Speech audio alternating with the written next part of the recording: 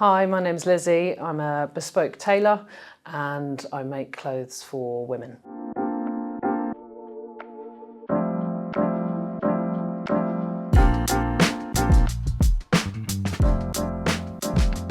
I've noticed that whilst tailoring is still very popular, there's nothing that caters for a more bespoke range of tailoring, and I love garments that help you go about your day, and so I think having a more relaxed bespoke.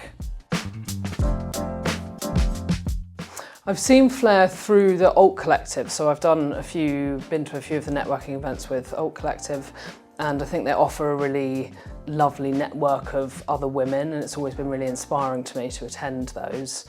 And as a new entrepreneur starting out, I think if I could have some guidance in the areas I feel less confident in, it would be really useful.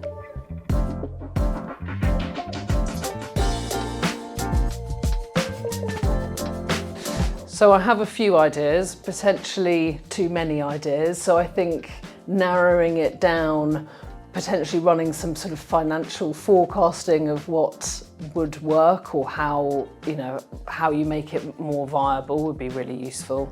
I love the idea of having a sort of video campaign. I have the product, so how about how to get it to market?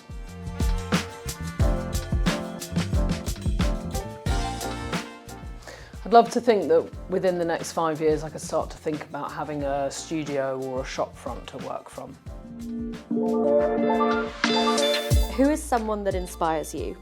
This was hard because I think I take inspiration from different areas for different people, but if I think in the fashion industry, the first female designer for Dior, Maria Grazia Chiuri, in terms of her designing functional yet beautiful garments, and Iris Apfel, who's the octogenarian fashion influencer, to say that as you age doesn't mean you have to be boring.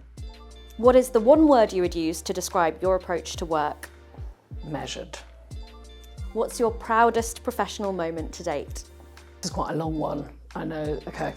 When I worked for Levi's, a gentleman came in who had lymphedema, which is a swelling in the lower legs, and although he was about 6'2" and quite a big guy, sort of rugby physique, he carried himself as if he wanted no one to notice him, and we made him a couple of pairs of trousers. Sorry, still makes me quite emotional. And to see him, they were designed exactly to look like a pair of Levi's. He didn't want them any different. He wanted to feel like he could buy shop floor, and we saw him when we'd finished the trousers, and he walked back through with his shoulders back, his chest down. It was so lovely to see you can make that change with an item of clothing. And as a founder, you obviously must be really busy all the time doing things yourself, but what is the one habit that you have that keeps you grounded? I think sort of being humbled regularly in the waves is something I do. Any kind of sport where I'm reminded that I'm not as good as I want to be keeps me quite grounded.